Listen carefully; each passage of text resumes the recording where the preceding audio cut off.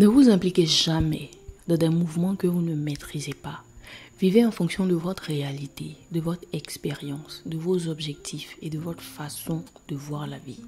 Féminisme, body positive, quelle est la réalité derrière ces mouvements?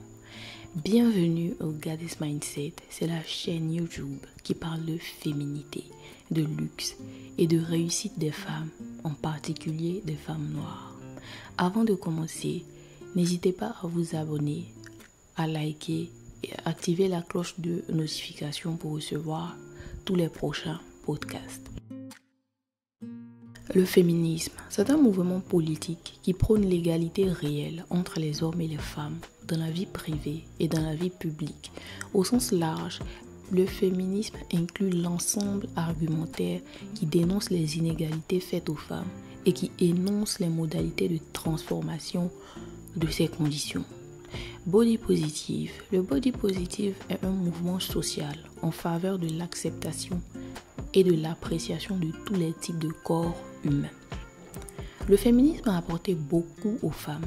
Grâce à ce mouvement, nous avons plus de droits aujourd'hui. Nous faisons les études que nous voulons. Nous avons nos propres comptes en banque. Nous travaillons. Nous pouvons voyager et avoir la liberté et la vie qu'on veut. Au niveau du body positive, c'est aussi très bien d'assumer son corps, de s'aimer et d'être décomplexé. Mais dans toute chose, il y a des excès et des mauvais côtés. Et ce sont de ces dérives que nous parlerons aujourd'hui. Tout d'abord, la réalité derrière le body positive. Ce sont des mouvements qui très souvent encouragent le laisser-aller, l'obésité. C'est beaucoup d'hypocrisie la plupart du temps. Ne regardez pas ce genre de choses pour vous laisser aller et négliger votre physique, car vous vous ferez du mal à vous-même. Toutes ces personnes en ligne qui encouragent cela et disent oui, il faut s'accepter comme on est, c'est pas grave, dans la réalité ne réagissent pas ainsi. Dans la réalité, regardez comment est-ce qu'on traite les personnes au physique avantageux, bien habillées, qui sentent bon. Je suis sûre qu'au moins une fois dans votre vie, on vous a traité différemment parce que vous étiez bien mise. C'est cela la réalité de la vie. Le physique compte bien plus qu'on ne l'imagine. On connaît toutes ces personnes qui ont eu un travail, une opportunité, juste parce qu'elles étaient belles, juste parce qu'elles sentaient bon, parce qu'elles savent et ont été toujours bien habillées. Mais est-ce bien ou mal? On ne sait pas, mais en tout cas, c'est la réalité de la vie.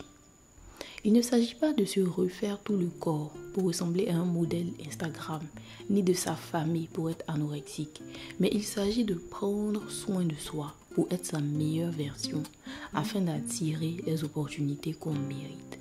La réalité, c'est que ce sont des entreprises, ce sont des mouvements à des millions de dollars, ce sont des mouvements qui drainent beaucoup de gens et dont les gens se servent. Ils se servent du désespoir, de la paresse des gens pour se faire de l'argent. Et en plus, regardez bien les stars qui sont souvent les ambassadrices de ces mouvements. Une fois qu'elles ont les moyens, qu'est-ce qu'elles font? Elles changent radicalement de corps. Elles deviennent la meilleure version d'elles-mêmes. Toutes ces personnes qui ont prôné ces choses changent radicalement leur physique pour avancer dans leur vie. Nous avons toutes nos imperfections. C'est ce qui fait notre originalité. Nous avons toutes certaines caractéristiques qu'on ne peut changer. C'est ce qui fait que nous sommes humaines. Mais ne laissons pas des gens se servir de nous. Prenez soin de vous. Vivez pour vous d'abord. Faites ce qu'il faut. Mangez comme il faut. Faites du sport. Prenez soin de votre personne.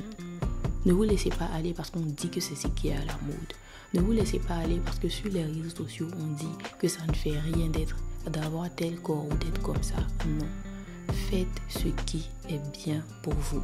Et moi, je suis africaine. Je sais que la plupart du temps, en Afrique, les femmes sont potelées. C'est normal, il n'y a pas de problème. Mais de là à se laisser aller, à manger n'importe quoi, juste parce qu'on dit que c'est ce qui est à la mode, c'est très mauvais pour la santé. C'est très mauvais pour vous.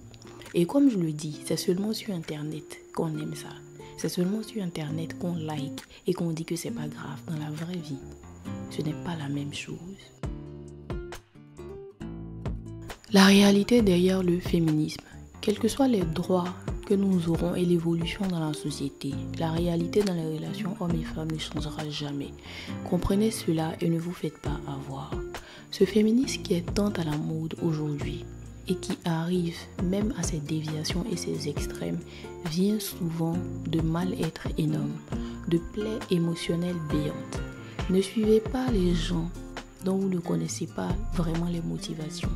Il y a certaines qui s'autoproclament féministes activistes, mais qui auraient voulu avoir un père, une mère aimante à la maison. Il y a ces femmes qui ont vécu des choses atroces que vous n'imaginez même pas, et c'est dommage d'ailleurs. Elles auraient voulu juste avoir des parents. C'est la douleur et la haine qui guident certains mouvements. Ce n'est même plus la cause noble du droit des femmes, non. Et ne vous identifiez pas à tout et à tout le monde.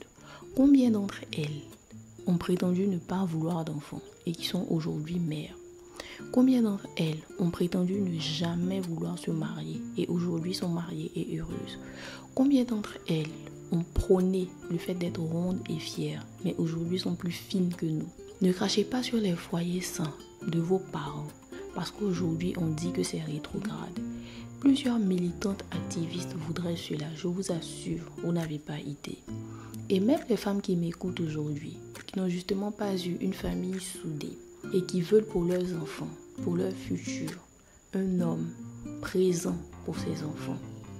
Un homme qui tient son rôle de pourvoyeur et de protecteur comme il le faut. N'ayez pas honte, ne vous sentez pas honteuse ou rétrograde, c'est normal. Ne laissez pas les mouvements d'aujourd'hui vous faire croire que vous avez de mauvais rêves ou que ce n'est plus à la mode. Faites ce que vous voulez, désirez ce qui vous convient et obtenez-le. Des gens se servent des mouvements, de la douleur et de la peine des gens pour se faire des millions. Ne vous méprenez pas. Les grandes féministes sont mariées, ont des enfants, profitent de la vie. Ne vous faites pas avoir. Cette obsession de prouver aux hommes que vous êtes battante, que vous êtes forte et indépendante, ne sert à rien. C'est stressant et épuisant à force. Cela a rajouté d'autres charges mentales aux femmes et a libéré les hommes de toutes leurs obligations. Le 50-50 par exemple, qui est une ineptie dans les relations amoureuses. Ne laissez aucun mouvement inventé par les gens vous empêcher de vivre et vous limiter. Il n'y a aucune limite dans cette vie. Le féminisme a ainsi détruit la vie de plusieurs femmes, détruit leur façon de penser, détruit leur douceur, détruit leur féminité. Il n'y a rien de mal à vouloir avoir ses droits. Il n'y a rien de mal à poursuivre et à vouloir les droits de la femme. Car nous-mêmes qui sommes en Afrique, il y a encore des contrées où des jeunes femmes n'ont pas le droit d'aller à l'école, où des jeunes femmes subissent l'excision, où des jeunes femmes subissent certaines choses juste parce qu'elles sont des femmes. Et c'est normal de vouloir travailler sur ce genre de cas très sérieux. Mais de là à effacer toute once de féminité dans la vie des femmes, dans les relations amoureuses, c'est travailler contre soi-même. Car cela a permis aux hommes de se libérer de toutes les responsabilités. Et aujourd'hui, les femmes font tout le travail. Les femmes font trop de travail.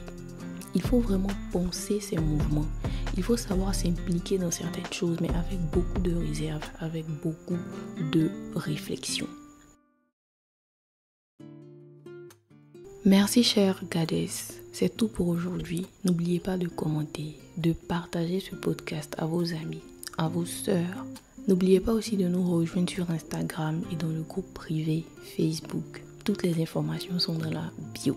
Merci et à très bientôt chère Gadès.